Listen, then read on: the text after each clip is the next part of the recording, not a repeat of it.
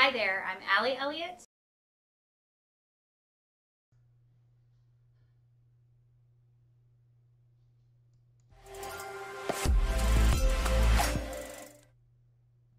Hi there, I'm Allie Elliott, and thank you for joining me today for visual storytelling.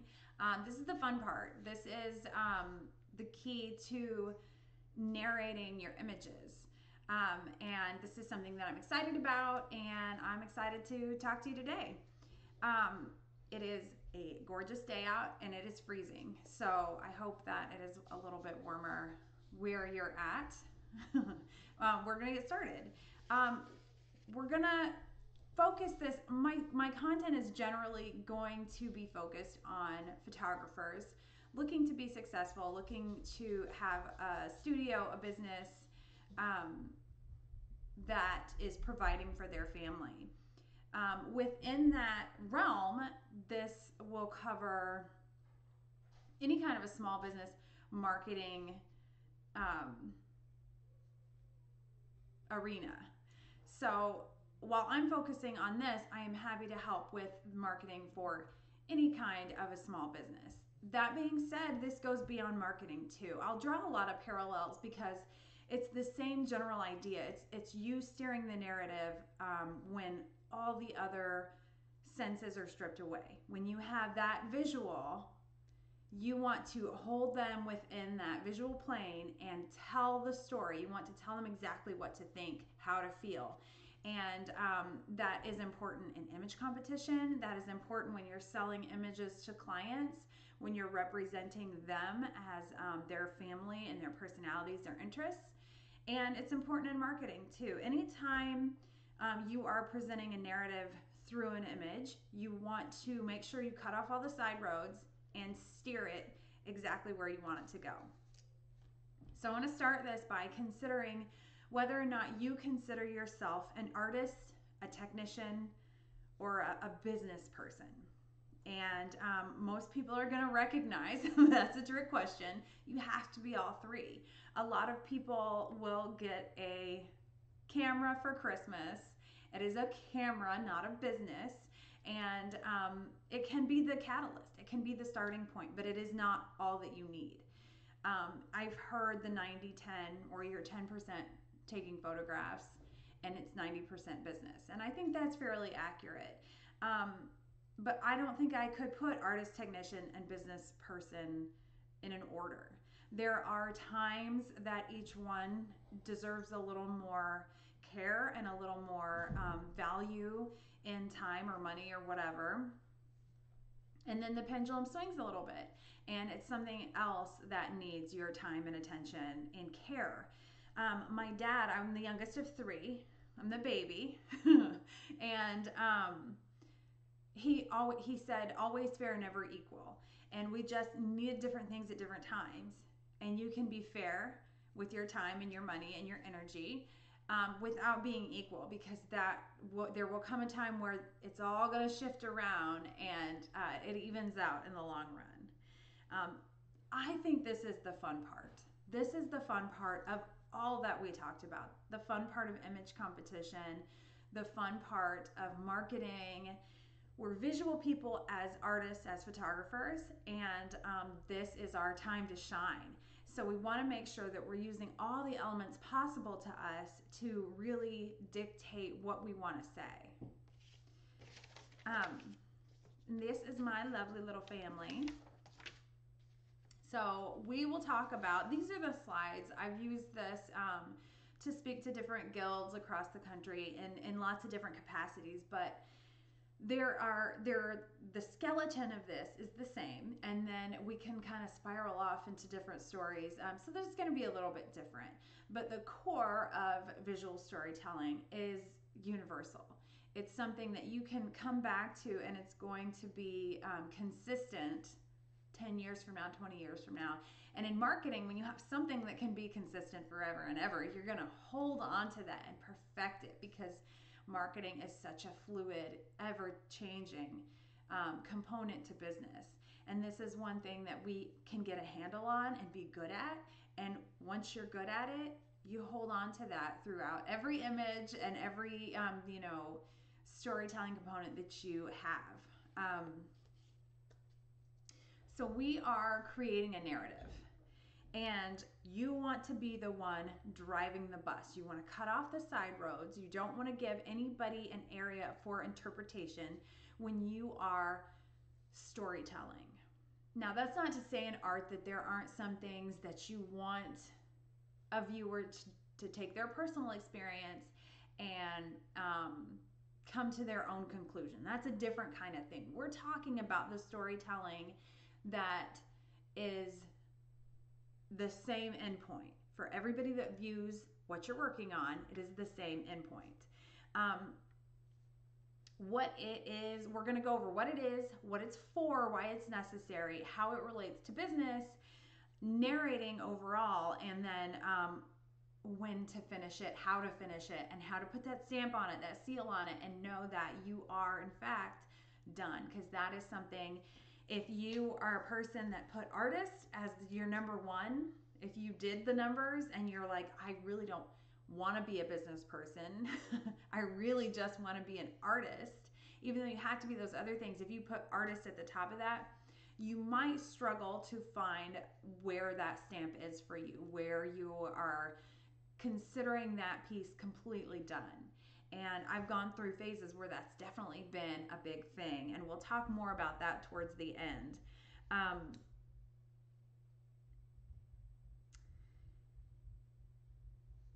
I don't like cooking. I'm not good at it. It's not something I enjoy. Thankfully, my husband is an excellent cook, and he handles most of that. But it's not something that I like. It's not a hobby, or it's a chore for me. Regardless of that, when one of those cooking videos comes across my social media, and it's like the thing where you just see the hands and the ingredients, once I start watching one, I have to see it through. I have to see the end product. Not because I like the content, but something about it draws me in, and I want to see that conclusion. That is visual storytelling. That is drawing the viewer in, making them a part of your story, telling your viewer where they're going to end up, and then getting them there, and using all means available to get them there. What it is not is a clean set of rules. It's not simple, but it is simple. It is, the bones are the same. Like with many things in art, you have to know the rules thoroughly and understand them, understand why they're in place to successfully break them. It's kind of like the exposure triangle, and I'm going to veer off into photography again here because that's what I do. And the exposure triangle in photography all work together. They affect the other elements, and they work together to produce a result that you're intending to. You have to understand each component of that triangle to understand how they affect one another. And it's very similar to the elements of storytelling in that capacity. You have to understand how they work together and how they work apart to be able to compose them in a way that does what you want it to do. It's necessary. Storytelling is necessary to continue to propel your images, your work, your business in a positive direction, and to continue to perfect storytelling. You can get more creative. You can put more personality when you understand those elements and how our brain is taking them in. Then you can really tell the story of your clients. It's my favorite thing about my job, easily, hands down, is being able to tell about the personality and interest and story of that client at that moment that they came to me. And that is far and away what makes me excited to do my job every day. There truly is not a part that I don't like. And I'm going to sound like a Pollyanna, but I am very type A. I love the business side. I love the art side. And it comes together very well. I mean, there are days where I just want to stay in my pajamas, and stay home and not, go to the studio or whatever. But when I'm there, I'm so excited. I'm so thrilled to do it. And I love all the way from the shooting through the editing to the planning. And that's one thing that has evolved as my business has evolved, the planning part and doing things intentionally. And a lot of times you get that camera and your mom tells you how great you are, and it just happens to be one picture out of 300, and like that's it. That's someday when I'm brave, I will share with you the very first images that I entered in the International Photographic Competition. They are embarrassingly bad. I did not know what I was doing, but like they got a lot of likes on Facebook, so I was ready to go. And then I learned. You learn better and you do better, and that is what business is. There's never a point where we're good with it and we can stop learning. So we're going to do this together. Narrating your story, there are parts of the average person, the majority of people, that connect in the same way, the way we read, the way we see things, the colors that we connect to and the way they make us feel. We have to take every single element that we can, and this story comes up pretty much every time that I do any kind of speaking opportunity through guilds or PPA.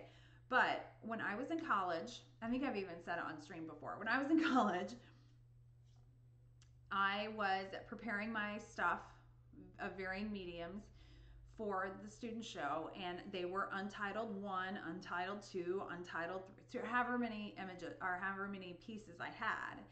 And my professor is like, "What is your problem? Why don't you just pick a name?" And it felt, I was self-conscious about it. It felt contrived, and like that was just like adding an element that was unnecessary. I wanted my work to speak for itself. And of course, it was speaking for itself. And that was saying I don't really have a personality. That was an element that I was leaving off the table and letting somebody else fill that in. And when you see stuff come through in judging, I love to watch judging. I'm not a judge yet, but that is on my bucket list. And you see something come through with there are two ways that you can untitle something. You can name it flat out Untitled, or the typical like Girl by the Window, like we'll go old school, we'll go classic there. Or you can also choose a title that, of the 8,000 entries in the IPC, you're gonna find another 100 with that same title. And I am guilty of that. I'm guilty of that recently because I just could not come up with anything better than that. And sometimes that is what it is. But those are ways that you can short yourself a little bit by not including an element that can stir emotion, that can dictate the story, that can guide the viewer where you want them to go. Finishing it, knowing when you're done, not being the, we have a room in our house. My husband and I met in, we were both art majors, and we have a room in our house of unfinished work stuff. There are canvases and drawings and stuff in there that like, I think I'll go back to. I'm not going back to those, but I also don't want to get rid of them. So knowing when to finish, when you're finished, and not having your, once I come up with the title for an image, I'll title that file with what I'm going to title, and then I'll change it, and then I'll change it to finished, and finished 1, and finished final, and finished final 1. And eventually somewhere is an endpoint, and it's different every time. But you have to be able to draw a hard line and say, this is it, this is done.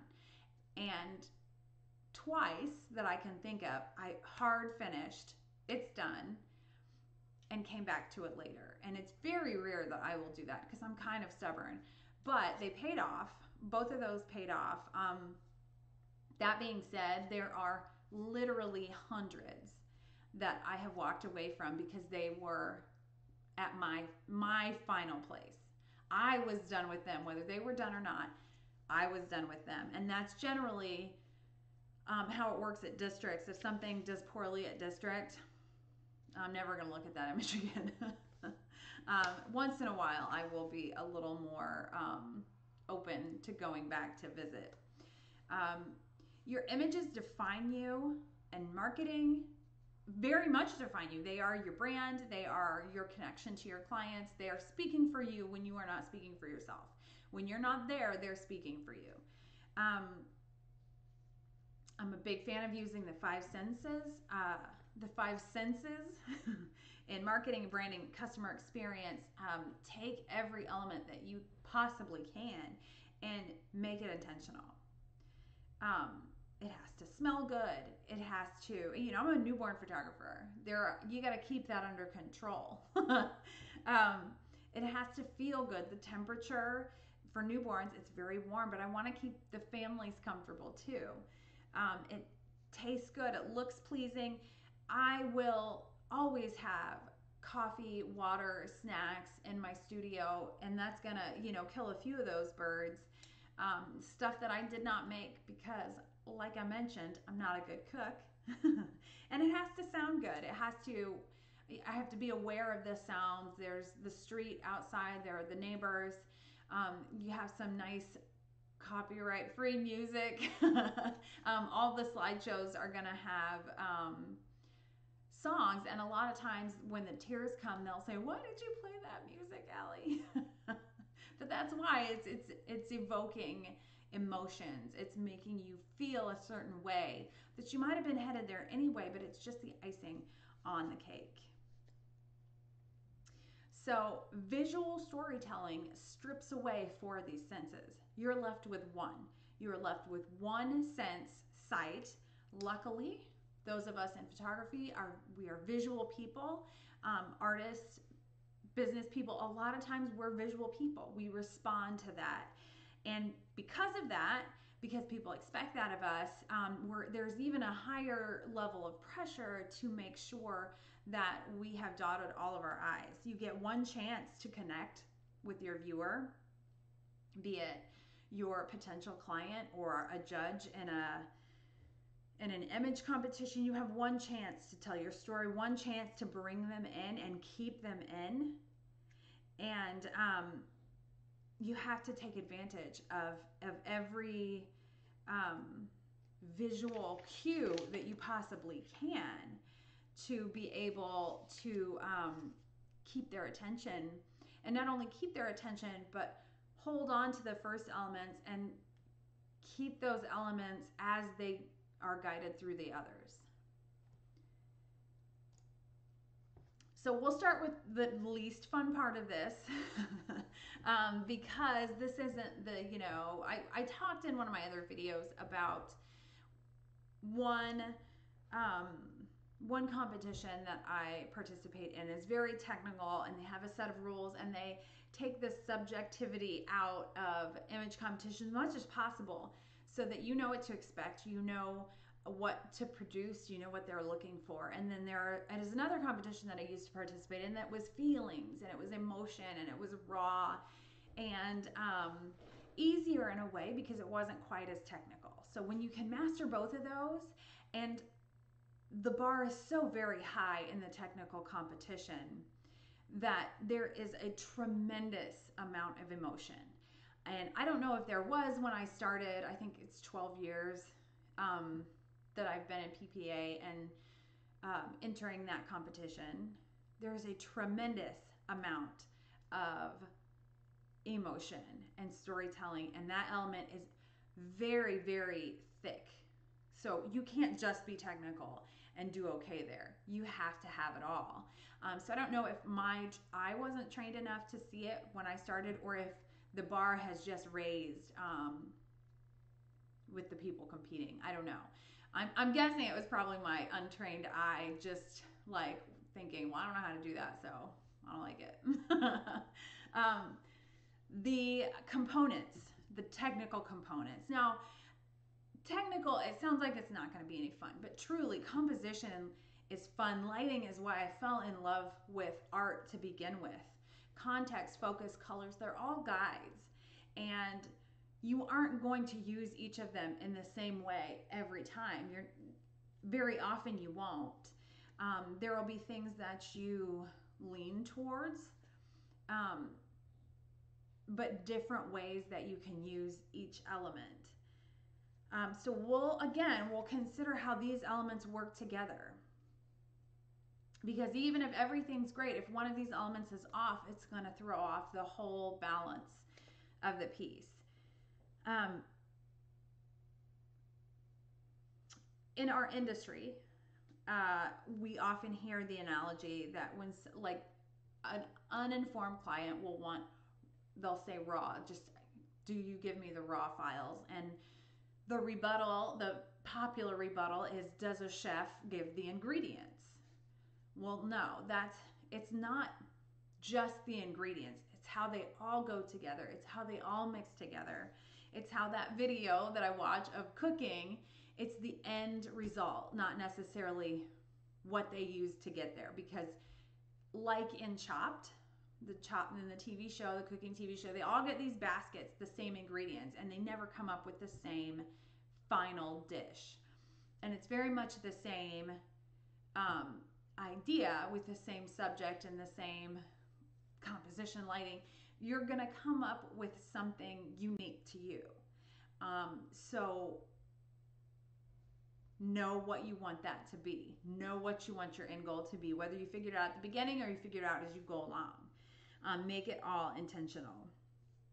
So we are going to use numbered days as the image that we're going to pick apart a little bit. And I'm going to go through the positives and the negatives, the things I could have done better and the things that I got right.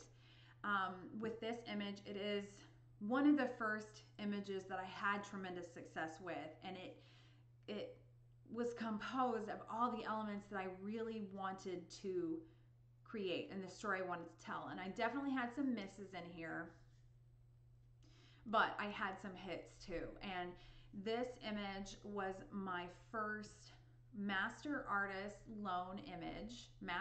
image accepted into the loan collection in 2019. And this is Roger. I think my Facebook friends are very used to me looking for some weird spot or some element to photograph or a model for a specific picture. That's how I get when I'm sketching out ideas for composition or for competition or for exhibition or even just for personal work. My Facebook friends have been a tremendous resource in making sure that I get what I'm looking for. And when I came up with the idea, I knew it was a dark idea. I knew that it was going to be a difficult subject to approach. This was the year that my mother passed. She was ill and passed away 5 weeks after diagnosis of cancer. And things that I never thought about became very obvious to me. And I wanted to create an image where everybody wants to live a long time. Everybody wants to live to be very old. But what I could see was that when you live to be very old, you're outliving everybody around you. And I wanted to represent that in a photograph. So I posted on Facebook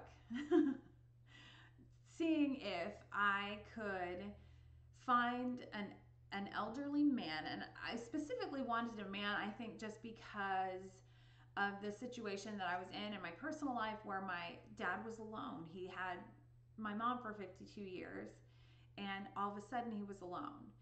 And so I think that's why I posted that not really thinking I would find anybody. And a friend of mine said, would you like to use my daddy? And I said, well, I want you to know it's a really dark subject and it's a little bit sad. And I told her that it was based on the feeling of outliving all those around you. And she said, well, he probably feels like that anyway. And he agreed to it. And Roger, had the absolute honor of meeting Roger in December of 18, and he came into my studio, and it was a really short. In fact, let me show you here. I think I can find some of those raw images that our clients love so much. It was a really short session. Just real quick, that's kind of how these go. And he was an absolute angel on earth, and he appreciated and that he was participating. I was over the moon that he was willing to participate in this. And he was going to see his sister. And she was in, I don't know if it was Alabama or Mississippi, but he was going to see his sister. And he said, for the last time. And I said, oh, is she ill? And he said, no, she's 90. Or so, I can't remember how old she was. And I said, well, I said, you could both have another 20 years. And he said, oh, I hope not. I've got to get home to the missus. And his wife had passed 14 years earlier. And so my friend's mother, and he was an absolute sunbeam talking about this dark subject. And in fantastic health. He went, and as far as I know, he saw his sister and had a lovely visit. And that was in December. So, in competition, this stuff stays under wraps for a long time. You don't want anybody to see it. You don't want it to lose its impact. You definitely don't want a judge to see it, and you have to get disqualified. So it was under wraps. And at the end of June, I knew that I had it completed for districts, and it successfully earned a merit score at district. So it was sealed, and it was going to go on to IPC, which at the time I believe was in August. And at the end of June, I got a call from my friend, and she said that her daddy had taken ill and he wanted to see his image.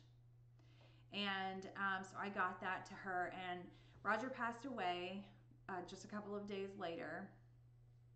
And it was just shocking that between the time that we shot this image, given the story behind it, that he didn't live to see its success. And it has gone on.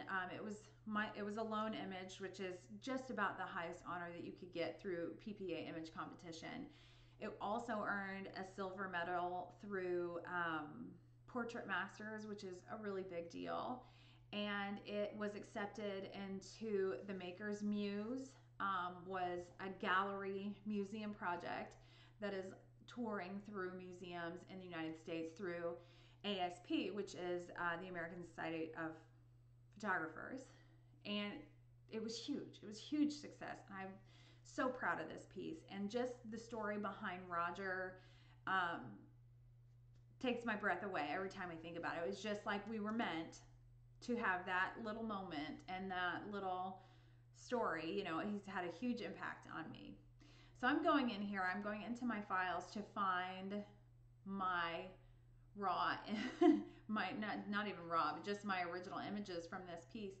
And I did not come up with the name until right before I entered it. I went through, I can't tell you how many I went through trying to come up with it. And there he is. So you can see it's just a very, very simple image. And, he was in there like 10 minutes. I think his daughter just circled the block a couple of times and we were done.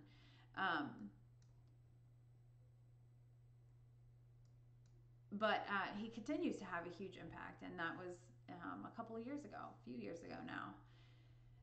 So you can kind of see what the basis, the starting point of this was. And I took a side road myself there to tell that story, but I always tell about Roger every chance that I get. And I like to incorporate Bible verses into my titles often, because obviously it's a part of who I am.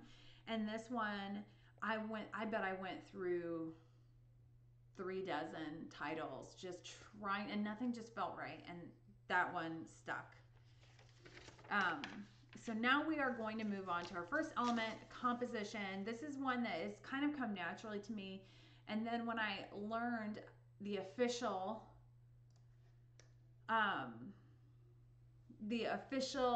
types of composition, then it's easier to figure out why I just like the way it looks. There are many ways to present a compelling composition, and all of them are meant as a guide for the viewer. It's guiding our brains. It's guiding our lines. So is this, I can't even see in this picture. There it is. So first one's triangle. Triangle, a nice, beautiful, enclosed shape with a starting point and an end point. So we, as Western readers, have trained our brains to read things left to right. You can take a look at some Asian tapestries, some beautiful artwork that is intended to be read top to bottom, the way their brains are trained in school and reading. So that's just I say natural, it's natural to us because that's the way we've learned, but that is a trained part of our brain to see left to right. I did consider a tension point for this image because of the heavy subject matter. So if we're reading left to right here, so our brain's starting here and going this way, to stop and have a subject prematurely would be a tension point.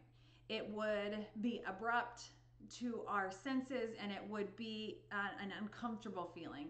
And this is all a subconscious feeling that is relatively universal. So I did consider, because this is a dark subject, to flip the image entirely and have him over here facing this way. But what that would have done was put a little more emphasis on these minute highlights behind him, because that's where we get to first. And that didn't make sense to me. So I wanted to take that tension point out of the image and hold the tense feeling through other elements, through the lighting and the color. So I used triangle here with the light. So I had these little highlights on the plates, and you can see, I'll show you here, the plate, actually the plate that I used was, it's not even like a good picture of the plate. I just snapped it in low light, but I really wanted this little highlight right where it was. That was actually my grandmother's plate, who was my father's mother. So I wanted to incorporate that because this was kind of honoring where he was in his life at that time. So with the 3 plates spread here and the light hitting on them where they were, that offered this broad beginning guide. And then there is a tension point here with a break in that triangle. Since I broke that, that offered a tension point just slightly, because it kept the light going and it put the highlights right on his face, and it allowed me to really highlight the lines on his face, his expression, and deepen the shadows and the lines to give a nod to age and to time. And those were very subtle ways, and I got in there real close to be able to just absolutely obsess over every line, because that's what I wanted the viewer to do.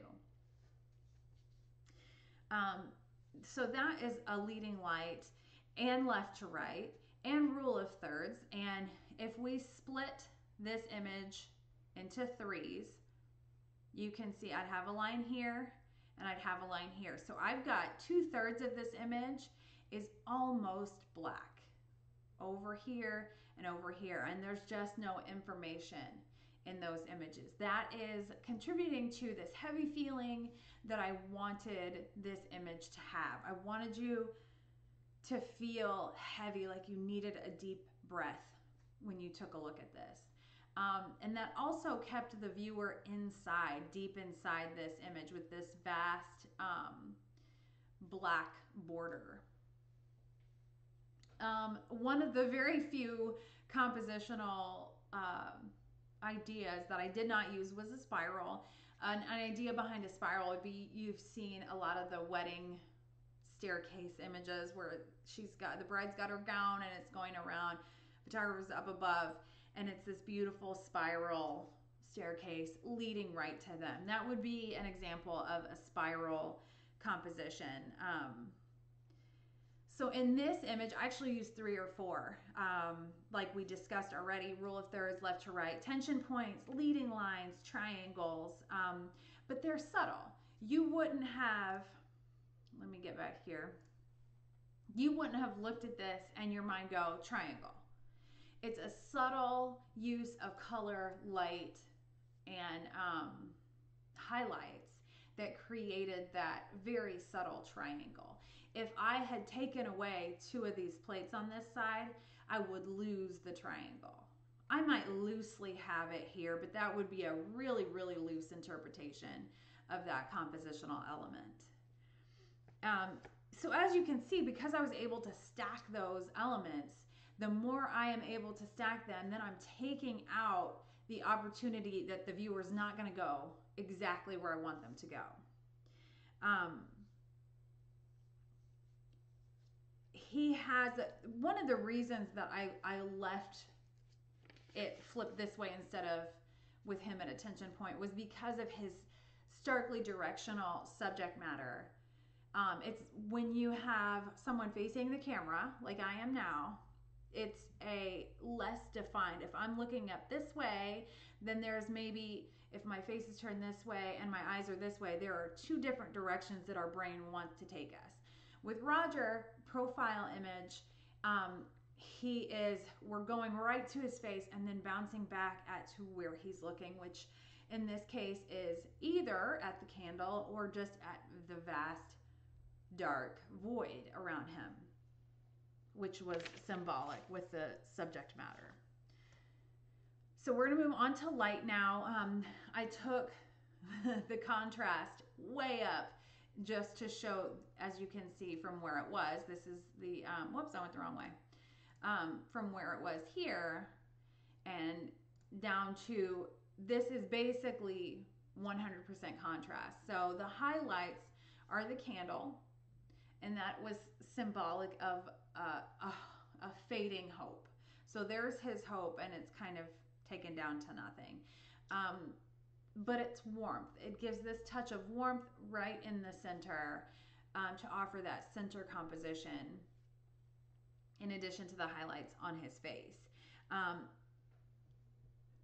This light is the reason I fell in love with art to begin with. If you look at Vermeer, if you look at Renaissance paintings, Rembrandt, the use of light to tell a story, to create an element of a narrative in a story is just so genius and so impactful.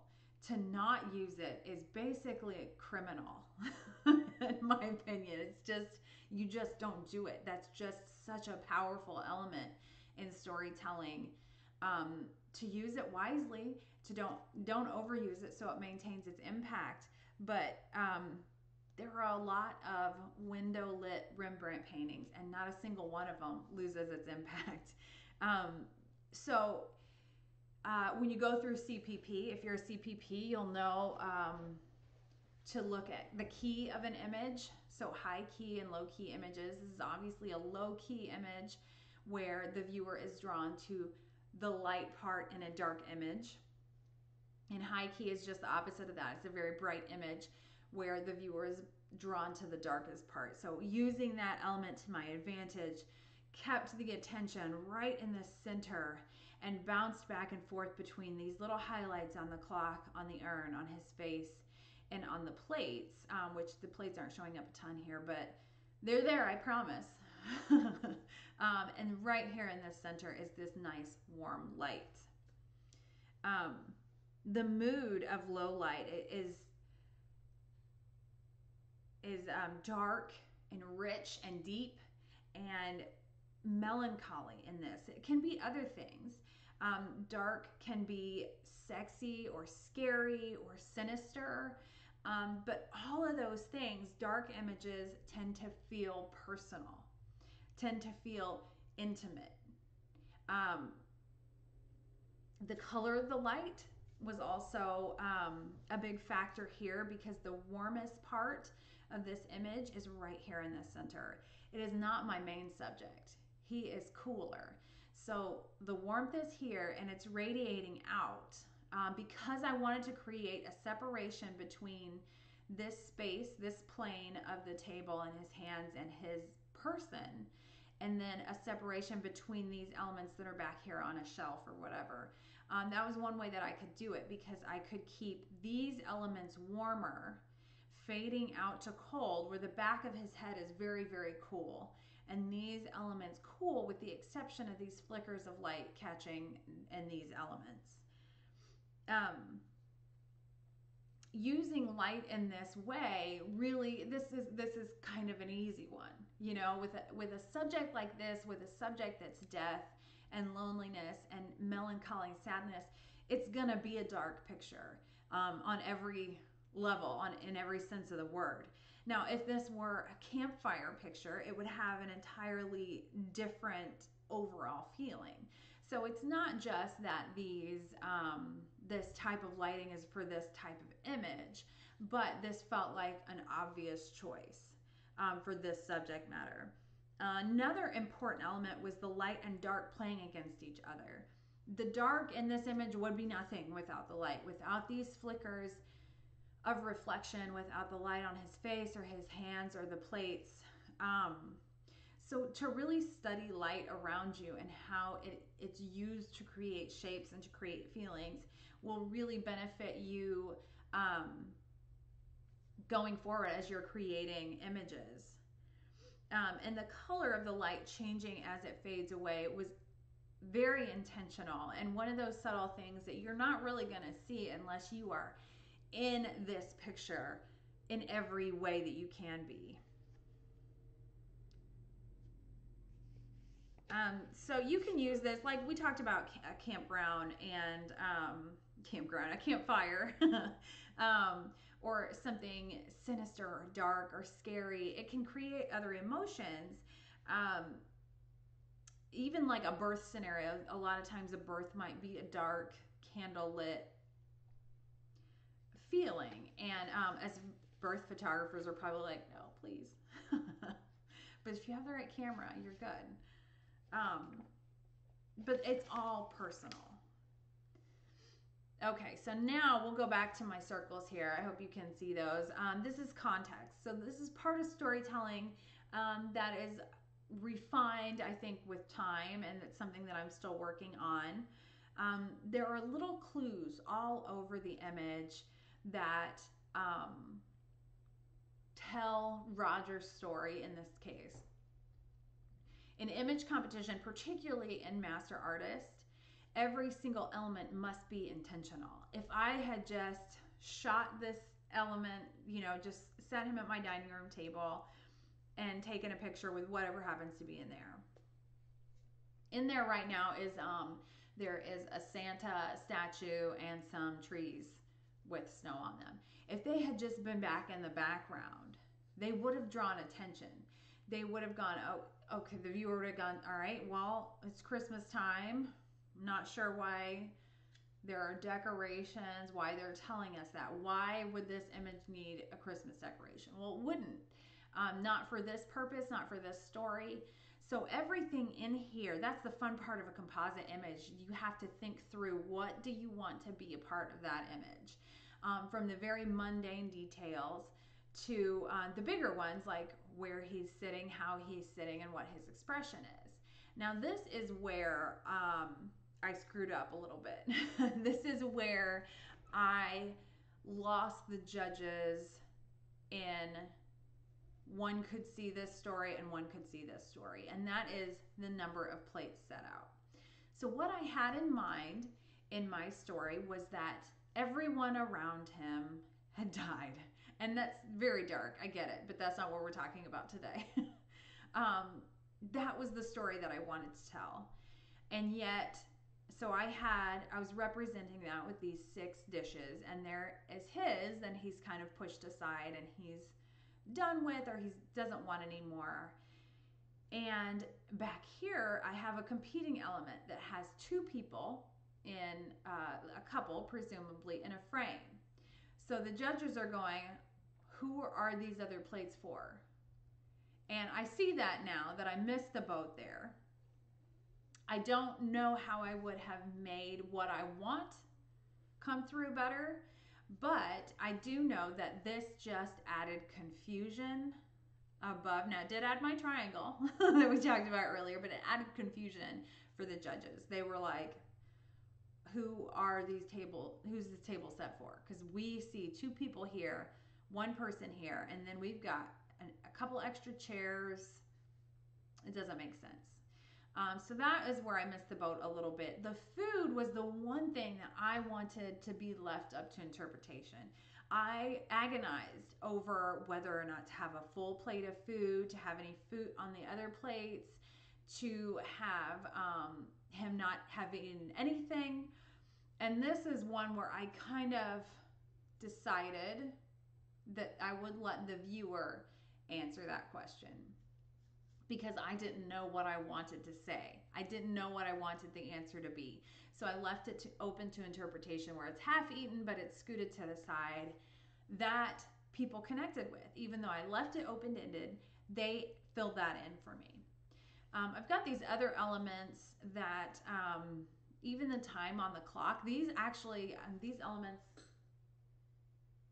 I think these are all behind me right now, because I guess I use stuff in pictures and then just put it on the shelf behind me, or I use the stuff on the shelf behind me for pictures because it's here and it's easy, and I'm working on something and I need an element.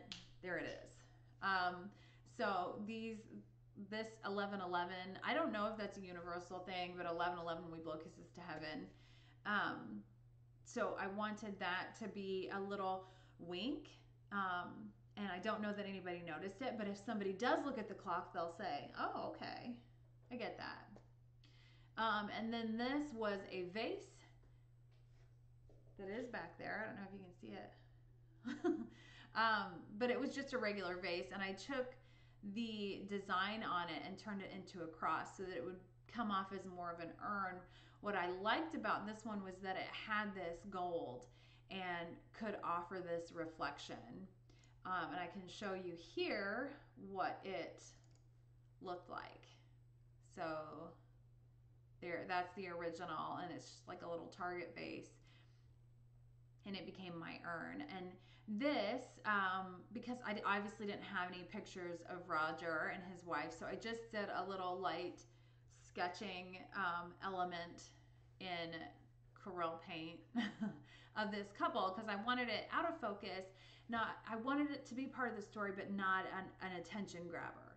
So it's something that your eye goes searching for. So again, with the light, this back here is darker, it's slightly out of focus, but these context clues are all completely intentional and completely necessary to steer the bus of my narrative. So like Easter eggs in a movie, you know, my kids like to find little hints. The Marvel movies are really good about that, where there is just this little nod to something or someone. Pixar is another one that's really good about that. These little elements like 11:11 on the clock are that kind of thing, where if somebody really wants to get in there and really wants to dig in deep, they can, and they will be rewarded with little secrets. Even the flicker of the light is intentional. The time is intentional. The food, the focus, which I think that's on a different slide, but we'll go on here. This is just the plain image. It's not highlighting any particular element, just so you can kind of see some of the things we talked about and how they were used in real time. So it's dark and muted.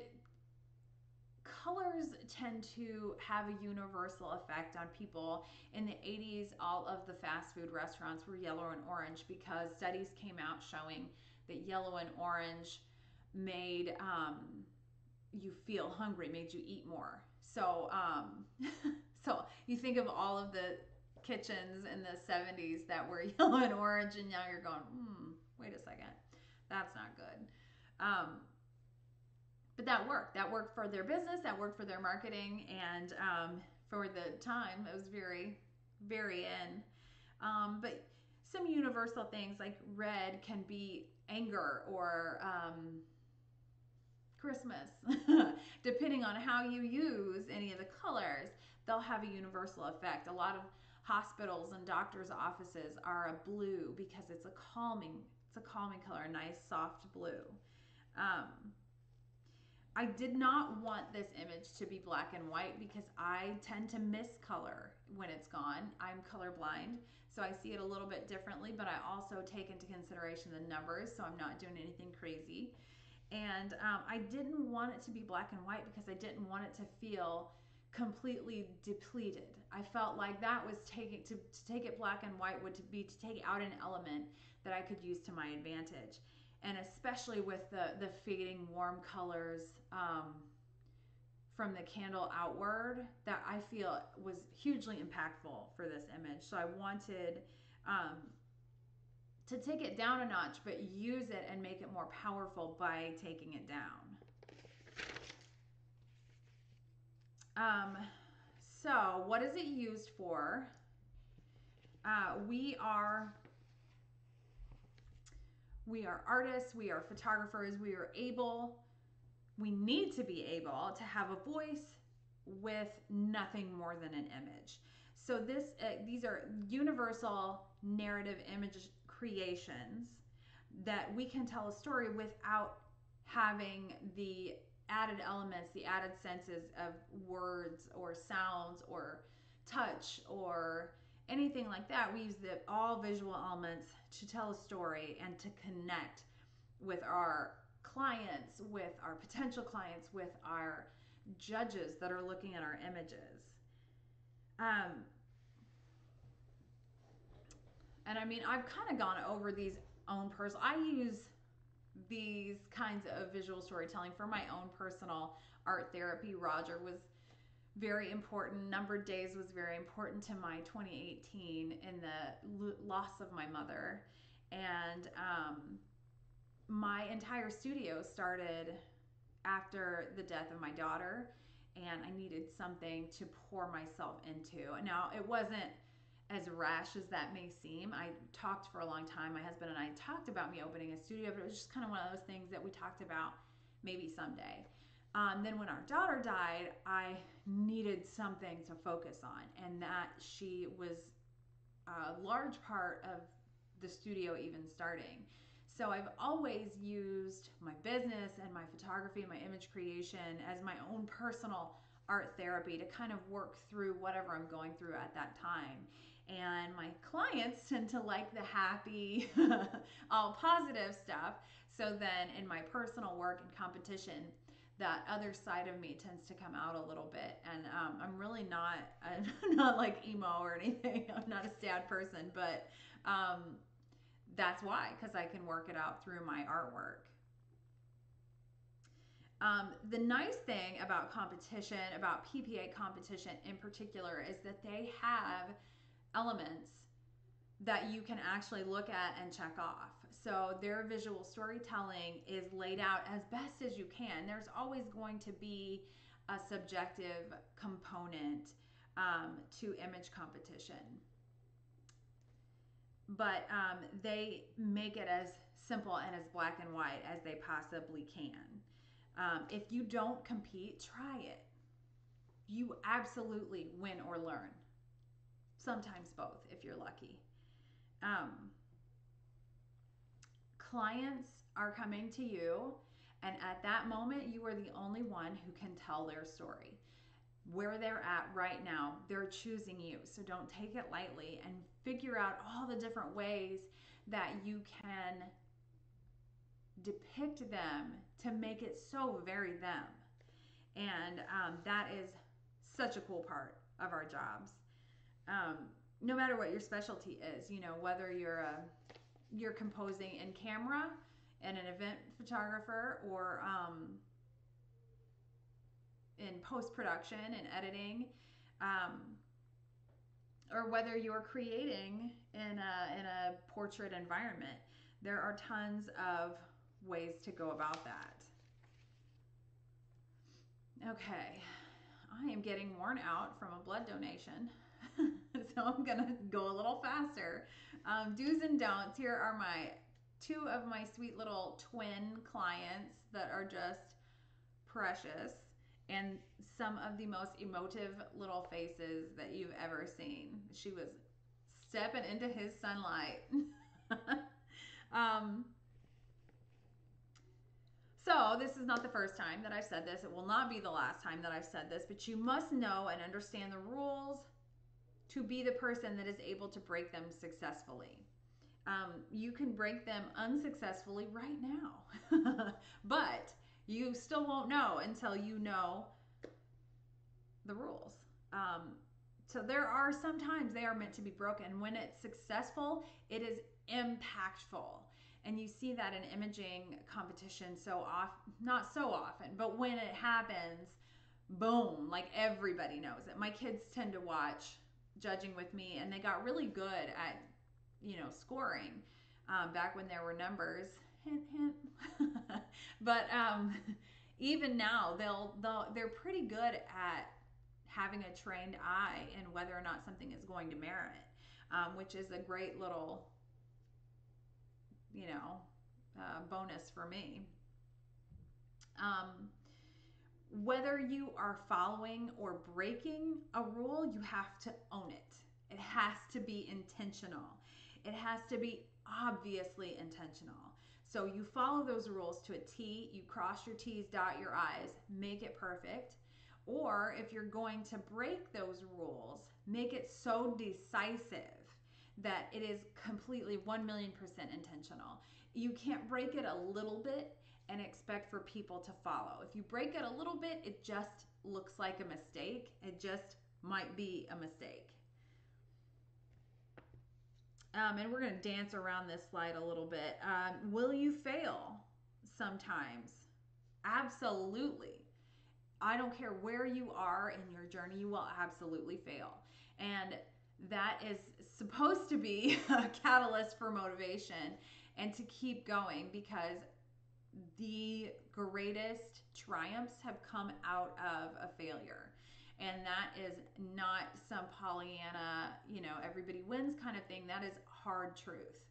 And when I have had my worst years coming out of competition, I come back swinging for the fences, and I've hit them a couple times. And it has come out of losing.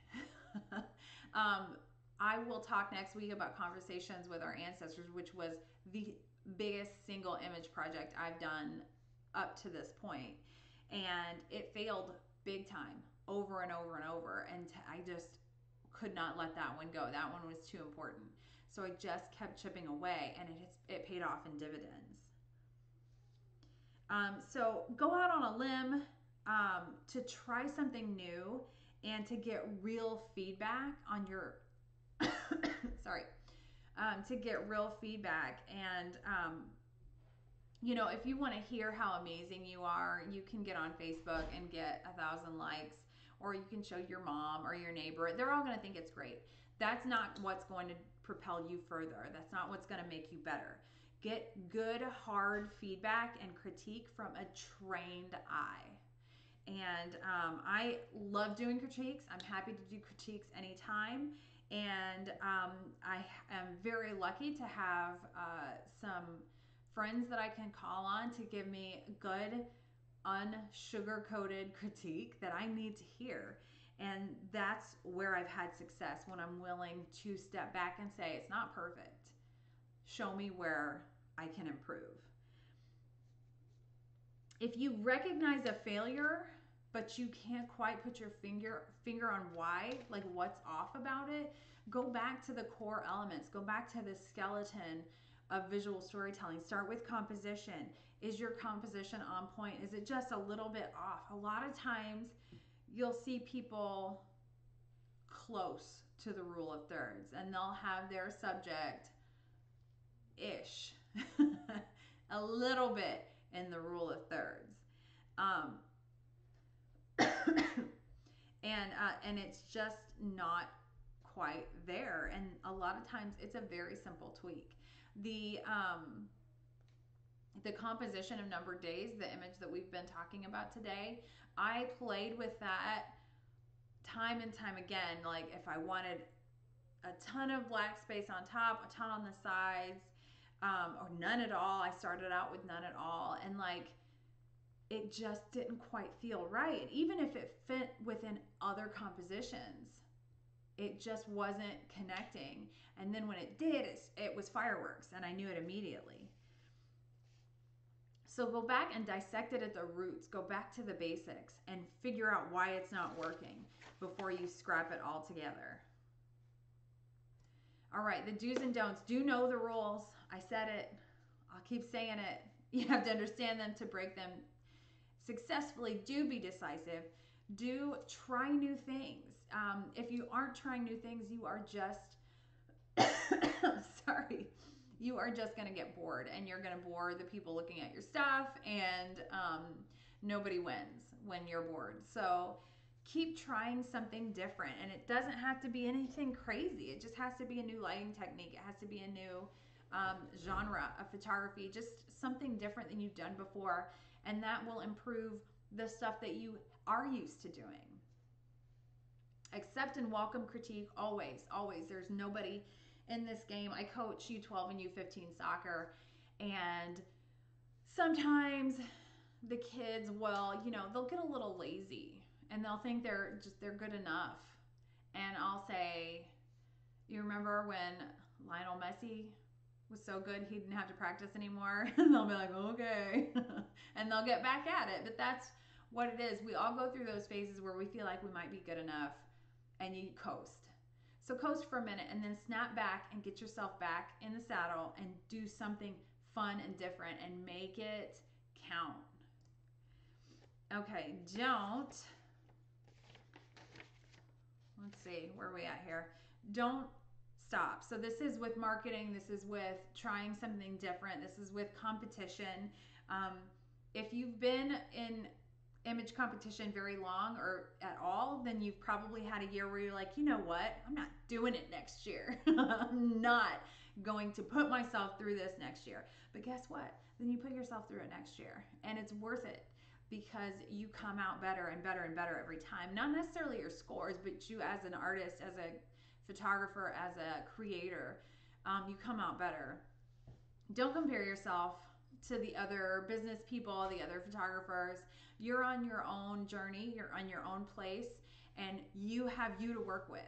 That's one thing in marketing that I always try to stress. The only thing that we bring to the table that nobody else can copy is us, is our very own personality and who we are and what we love and what we do. We can bring that. Nobody else can bring that. And that's really it. Anything else can be copied. Which is kind of daunting and depressing, but so don't focus on that. Don't follow every piece of advice you're offered, because not every piece of advice you're offered is going to be good. It's not all going to come from a place of knowledge and a place of experience, but there is a ton of advice out there on the internet. You don't have to follow all of it. Get confident and figure out what works for you, and allow that critique in there so that you can continue getting better, but don't let the negativity wear you down. And it's a fine line, it's a fine balance.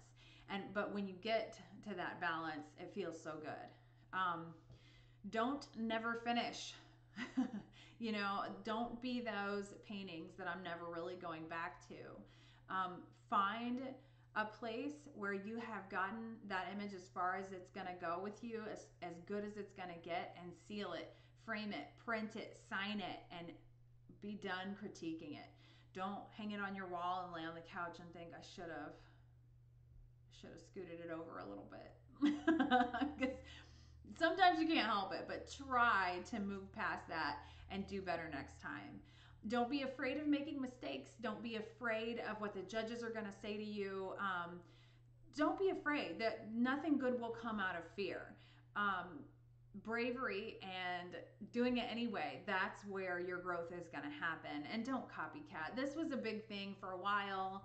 Everybody did the like hyper focused, short depth of field, whatever that trend was that seems to be passing now. Hallelujah. Come up with your own way of doing things. And it doesn't, you don't have to reinvent the wheel, but just be authentically you, and nobody else will look like it, because you are the only you, and you are the only one with your story and with your perspective, and you can share that with your clients, with the judges, with your marketing audience, with whoever you are wanting to share it with. Make connections. Marketing is simply a connection. A successful storytelling image is a connection. It's connecting. That's why death is such a popular, that sounds weird to say, but it's such a popular subject for image competition, not just because people are using it as their art therapy like I am, but it's universal. It's universal to everyone. We all have been touched by death. We all will continue to be touched by death until we are touched by it ourselves. And that's why that is a powerful topic, because it's something that connects to every single person in a certain way.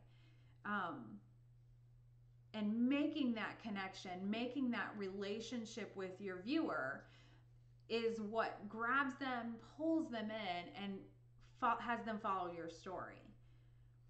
So creating an image, creating the story of an image, it's like dot to dot. You start at number one and you move to the next step and to the next step and to the next step until it's at its completion. So write down what you want to tell. Start with the story. Start with the title. I have started many successful competition images starting with the title. More often than not, I start with the title. It's something that I want to say. And oftentimes I start with absolutely zero idea of what I want that end product to look like, but I know what I want it to say. So write down what you want to tell, write down what elements you want to include, and number them. And this goes for image comp, this goes for marketing, this goes for a client that wants one masterpiece of their family. Write down those elements, write down the importance, and then put the importance visually on your number one, your number two. Make sure that your final product matches that list. Actually tangibly write it down. We don't do that enough. We don't put it pen to paper enough and make it a priority. Give a little of yourself to the viewer. Allow yourself to consider all the components, all the angles of a story, and try to put yourself in your viewer's position, into their perspective. Whether it's someone who, whether it's you or whether it's a client, someone else whose story you're telling, make sure that you're taking all that into consideration. Make sure you tell it all to completion. Cut off the side roads. You may have heard of the 10-second rule in the realty world, and where a buyer decides overall in 10 seconds whether or not the home is a possibility for them. As an artist, as a marketer, as an image competition creator, we have even less than that. We have seconds, mere seconds, to start the story strong, to grab their interest, and to hold it in there.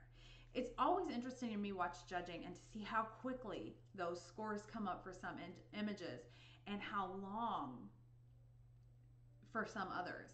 And I don't know whether that's good or bad, or it's just the intricacy of the story, but I know that when I was watching the judging for Conversations with Our Ancestors, it took forever for their scores to come in. And I get that it's a very intense image and there's a lot to see, so they were taking it all in. But since I'm removed from that judging, I can see that they were were staying in the story. A lot of times a technical flaw will jump out and you'll see scores go up really quick. And staying in there was excruciating, but it was probably like 5 seconds or something, but it was excruciating for me to watch.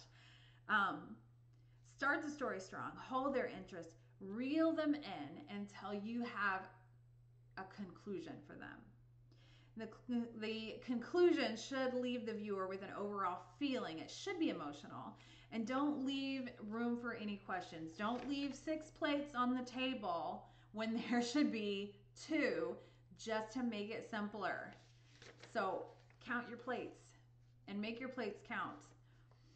So you come away from this and be accountable. Enter a competition. We are starting a new year for our work, a new year for our business, and we're going to start it out and finish it strong. So find a critique buddy. Find somebody who's going to be honest with you and who has trained their eye in a similar way that matches where you're at in your journey. Like I mentioned, I met my husband in art school, and he was the most brutal critique student ever. Whenever everybody starts sweating when he's going to pick someone to critique, he never picked me. So here we are 20 years later. But he is actually my greatest asset because he will not sugarcoat. He'll tell me if something is garbage and I need to hear it. I don't want to waste my time, and I like a challenge too. So take in their opinions of multiple people with trained eye and step back and really look with an unbiased eye. Hire a mentor. There are mentors all over. You might not even have to hire somebody, just somebody with some experience in these elements and who's going to be honest with you. And I'm very excited to do some critiques on here as we get into competition season. And competition season starts like in January. I think there actually has been one state competition already. And then it will go basically through IPC next August or September. Get on printcompetition.com and watch some judging. It's fascinating, and you will graduate with an abundance of knowledge and an excitement and a passion. So start with 5 stories that you want to tell. As we get ready for district, and I keep a sketch pad around me and come up with either a title or with a sketch or something that I want to create that I would like to see happen at some point, in my case, for image competition. So start with 5 stories you want to tell. Sketch them out. Look around you. What are your defining factors in your personality and your life? And how do you want to represent them? Something that you're passionate about. Give each one 3 separate components that you want to include somehow. Something as simple as a marketing ad that is, I want my viewer to book a session. It can be as simple as that. It can be as complex as, an existential visual study on the purpose of life. But take one of the 5 stories and plan it out, and take each of these elements that we talked about today and make them intentional.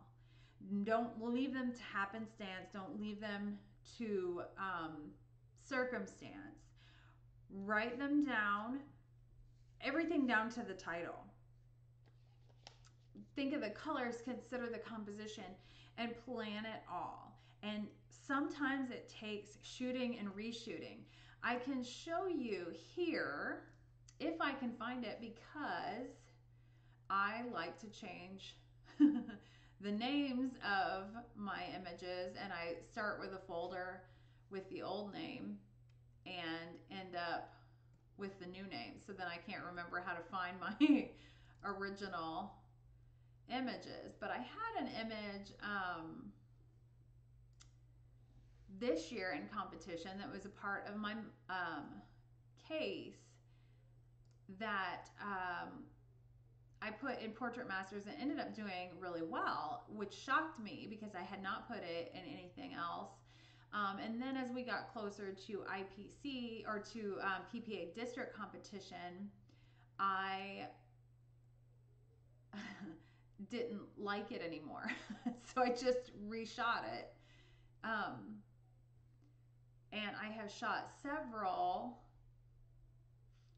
Well, see, now I can't find it. Here is the one that I ended up entering, where I first saw the light. It was originally titled At the Cross, after the hymn of that same title. But the original performed better than I expected it to, and then I saw the potential. So I wanted to do that subject matter the honor of well representing it. So just do yourself a favor. We've got a couple weeks here, probably not in the next few days because we're all busy baking and watching Christmas movies and the most important stuff. But next week, when we don't know what day it is and we're all stumbling around in our pajamas, do yourself a favor. Do future you a favor and sketch out some ideas and really hit the ground running and get some feedback at competition. Get some feedback before then. Start where? Are you going to start with the title? Are you going to start with the subject matter? Are you going to start with a sketch? Yes. Start one each way and see where you end up. And just make yourself a promise that you're going to do the most with what you have to work with. That is it.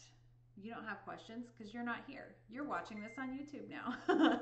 So go ahead and do me a favor and follow me here on Twitch, follow me on Instagram, subscribe to me on YouTube. Those are all completely free. And then you can subscribe here on Twitch with your Amazon Prime account. And in the meantime, send me an email or send me a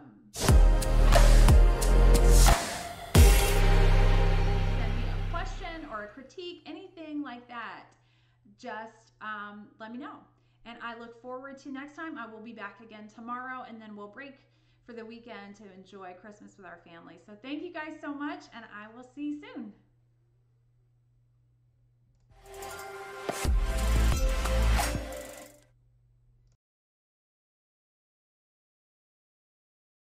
Subscribe to my mommy,